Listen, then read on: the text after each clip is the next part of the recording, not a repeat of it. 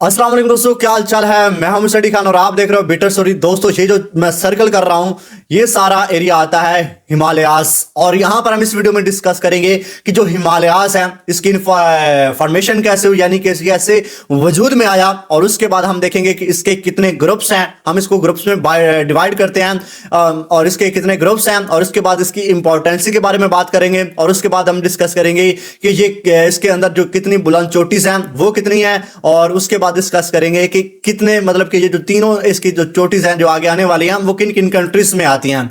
तो सबसे पहले ये जो 5 हमने मेजर इसके वीडियो के बना दिए हैं, पार्ट बना दिए हैं। तो सबसे पहले हम इसको देखते हैं कि ये कैसे वजूद में आया, ये कैसे इसकी फॉर्मेशन हुई हिमालयास की। तो हिमालयास की फॉर्मेशन आज से तकरीबन 165 मिलियन साल पहले, जबकि कैटोशियस का पीरियड था। और उसमें क्या हुआ था कि मैं आपको बता दूं कि जब कैटोशियस का पीरियड था तो उस वक्त ये जो टेक्टोनिक प्लेट्स इंडिया की थी, इंडियन टेक्टोनिक प्लेट्स थी, वो यहां से नॉर्थ की तरफ मूव करती है और यहां पर यूरेशियन प्लेट के साथ टकराती है, और यहां पर ये इथिक्सी होता है। और उसके बाद ये इसके साथ जैसे टकराती है तो हिमालयाज की फॉर्मेशन होती है। और वो कैसे होती है वो मैं अभी आपको बता देता हूं कि जब दो टेक्टोनिक प्लेट्स आपस में टकराती हैं तो उसके वक्त वो उनकी जो वजूद है वो उनकी फॉर्मेशन कैसे होती है। अब यहां से ये इधर से आ रही है और यहां पर ये इधर आती है, और जैसे ये आपस में टकराती है तो जो सी का ग्राउंड होता है, जो सी का फ्लोर होता है, वो ऊपर की तरफ राइज करता है। जब वो राइज करता है तो डिफरेंट टाइप्स के जो पहाड़ हैं, जो हिल्स हैं, वो वजूद में आते हैं।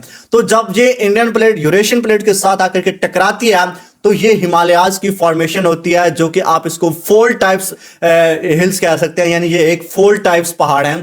तो अब आपको इसके जो वजूद है, जो इसकी फॉर्मेशन है वो कैसे हुई थी उसके बारे में पता चल गया। और अब हम इसकी जो देख लेते हैं कि जो इसकी इंपॉर्टेंसी है वो क्या है, उसके बारे में बात करते हैं। और उसके बाद देखेंगे कि इसके पार्ट्स कितने हैं।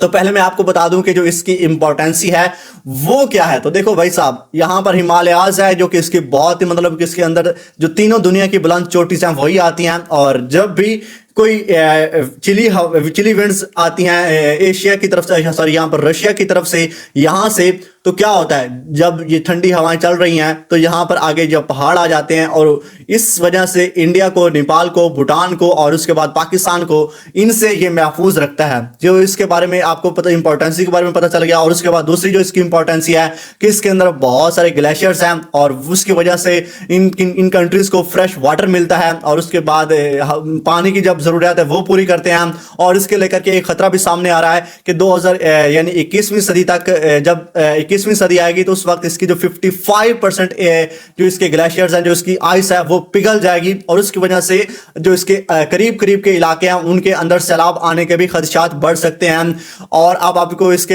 एक मैंने आपको इसका नुकसान भी बता दिया और इसकी इंपॉर्टेंसी भी बता दी।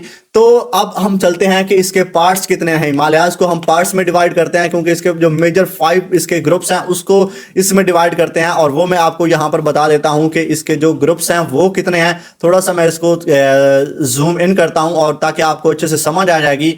तो यहां पर मैं अभी आप इसको सर्कल करता हूं और उसके बाद आपको इसके जो ग्रुप्स हैं उसके बारे में बता देता हूं। तो यहां पर मैंने अच्छे से तो सही मतलब कि नहीं करा, लेकिन कुछ इसकी शेप ऐसे ही है। तो यहां पर इसको जो पहला ग्रुप है वो है ट्रांस हिमालयाज, जो कि इस तरह से इसका ग्रुप्स बनता है। तो ये वाला जो ऊपर वाला इसका हिस्सा, ये इसको हम कहते हैं ट्रांस हिमालयाज। और उसके बाद ये जो बीच वाला एरिया आ रहा है इसका सारा, इसको हम कहते हैं ग्रेटर हिमालयाज। और उसके बाद इसके जो नीचे वाला ये वाला एरिया आ रहा है इसको कहते हैं हम लीसर हिमालयाज। और उसके बाद ये जो इसका चौथा एरिया बनता है ये वाला, इसको हम कहते हैं आउटर हिमालयाज। और यहाँ पर ये जो एरिया इसका इधर वाला आता है इसको हम कहते हैं पूर्वांचल हिमालयाज। तो इसके जो 5 मेजर इसके ग्रुप्स थे उसके बारे में मैं आपको बता दिया। और अब हम इसके अंदर देखते हैं कि कौन कौन सी चोटीज हैं और किन किन कंट्रीज में पाई जाती हैं। तो सबसे पहले हम इसके बारे में, जो इसकी जो बुलंद चोटी है उसके बारे में डिस्कस करते हैं। तो भाई साहब, यहाँ पर मैं आपको इससे नेपाल का एरिया मैंने ये वाला कवर कर दिया। तो यहाँ पर आती है माउंट एवरेस्ट, ये दुनिया की, और जो कि आती है हिमालयाज में, और कंट्रीज इसका है नेपाल, इसमें आती है।